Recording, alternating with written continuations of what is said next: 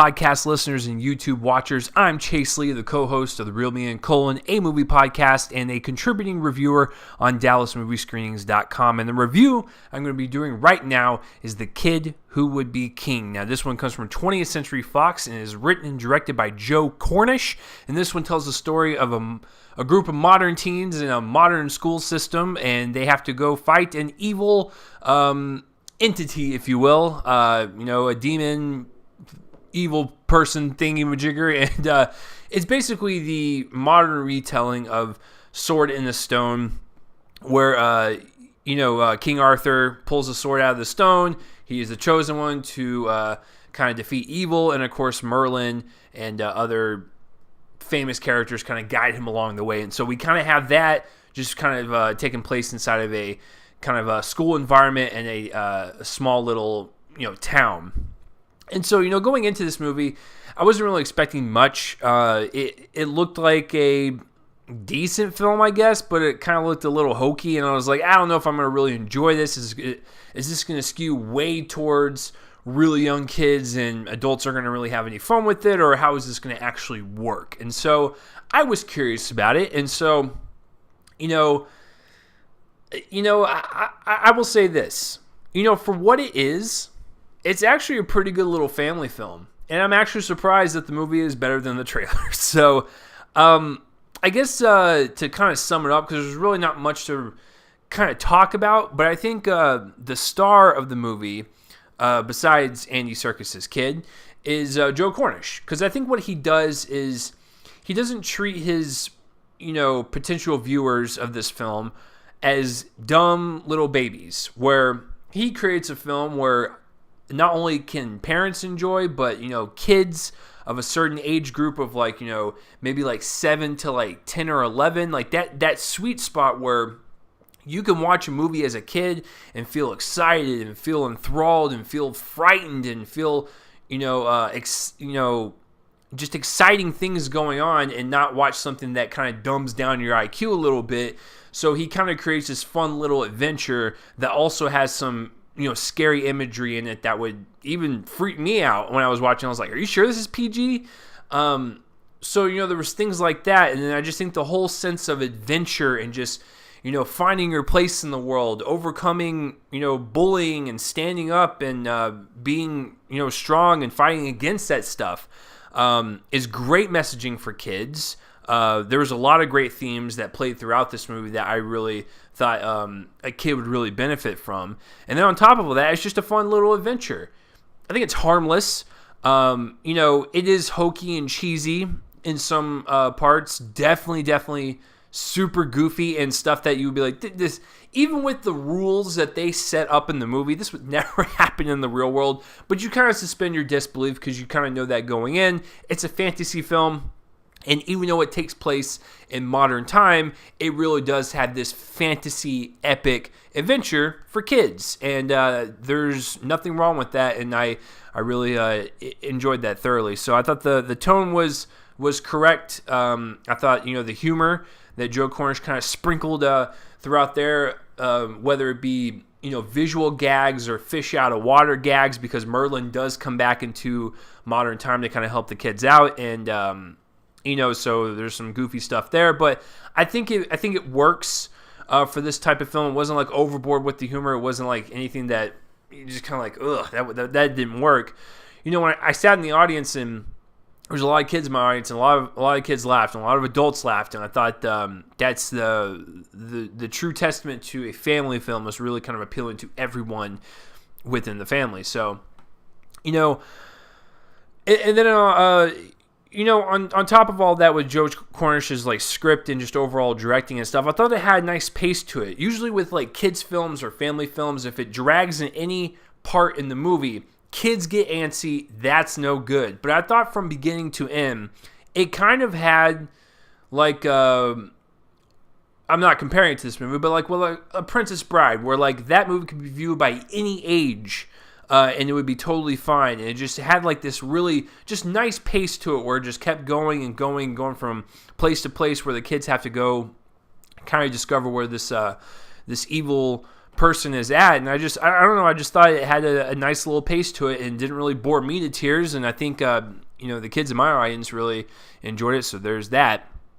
A couple of things with the script that I wish it could have been improved on just a hair is there was a couple times where the kids were training to fight this thing, and a lot of it involves swordplay, and I don't mind that, but kind of wish there was a little bit more, because these are kids, and by the end of it, they're wielding these swords like they're, pros and stuff, and it's like, okay, come on, I know this is a fantasy film, but let's keep it real, please. So I thought there could have been a little bit more kind of scenes like that, or a little bit more prep time to fight these evil things, because it's a very quick turnaround once Alex, the main kid, pulls the sword from the stone until they have to go to defeat the evil witch thing that came from the ground. So and speaking of the characters, I thought all the characters for the most part were pretty watchable, and they weren't really annoying. I thought Merlin at the beginning was a little annoying, but he was okay with me towards the end. But I thought for the most part, all the actors and all of the performers in this film, I thought they did a pretty good job, like really making us believe that these were just normal kids, really put it into this really fantasy situation, and really kind of sold it. I really liked Alex, the main character. I forgot what the first name is, but it's definitely Circus. His last name is Circus, so he's in the Circus family, and he's just as good as his dad. There was a couple scenes where he was kind of putting this emotional weight on him, especially with stuff involving his father and like his mother and stuff, and I thought that was really well handled. Once again, kind of going back to the mature aspect that Joe Cornish put in this movie, and doesn't treat his audience like he's dumb. There's a lot of mature stuff in this movie, but it rides that thin line to where I think kids could understand it, but if they ask their parents questions, it's not going to be anything that's like taboo or anything. So he was great. I thought even the bullies were great. There were some dumb decisions made to get the bullies to be a part of the group, but then again, they're kids. They learn from their mistakes and they grow from it. But other than that, they were really well handled. The best friend to Alex was well handled, and that's pretty much the prime four you got right there. But everyone else was just, ranging from okay to pretty good. It's just, but you mainly focus on them four. Speaking of actors, Patrick Stewart is in this movie as older Merlin, and Rebecca Ferguson plays the evil witch, dirty dirt lady. Patrick Stewart shouldn't have been in this. I don't understand why you got him. He was literally in 3 scenes, and didn't really make sense for him to be in it. Felt like kind of a waste of his talents. And Rebecca Ferguson as well. I think she's a very talented actress, but what was she doing in this movie? Her final form in CGI, yes, looks kind of tacky in terms of polished visual effects, but I still like the kind of demonic imagery that she kind of formed into. But man, when she was in her human form and her costume looked like a theme park amusement ride type of cosplayer that would like kind of go out and the amusement ride and like kind of scare people as they're riding the ride. That's what it kind of looked like. So the practical effects on her were awful, but some of the sets were really well done, kind of capturing that fantasy element. And then her final form, it does the job, is what it needs to do. And then beyond the actors and everything, I thought visually, once again, there's a lot of heavy green screen work. So some of that stuff could have been a little polished. Some of it does look a little, not fluid with the live action, either people or places or things.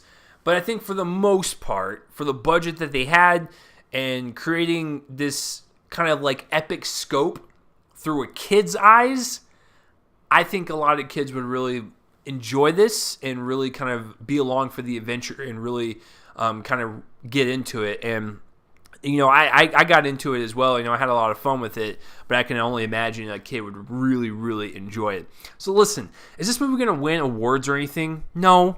But you know what? For what it was, I think it was a pretty charming, slightly funny, really decent adventure film for kids, for families, and it was solid. I really liked it. And, I'm not going to go any higher than a B on it, but I think for what it is, it accomplishes that. And so, it's not going to be on top 10 of the year or anything. It's not going to do any of that. But I think a B is solid, and that's what I think of this movie is solid. And to be quite frank with you, when I walked out of the movie, I thought to myself, when I grew up in the 90s, because I was born in 1990, there were several movies in my youth that I watched as a kid and really adored. And then when you watch them as you're older, you realize, wow, this was stupid. But as I was watching it as a kid, I felt the magic of movies. I felt what it means to be a movie lover. I loved everything about, films from my youth.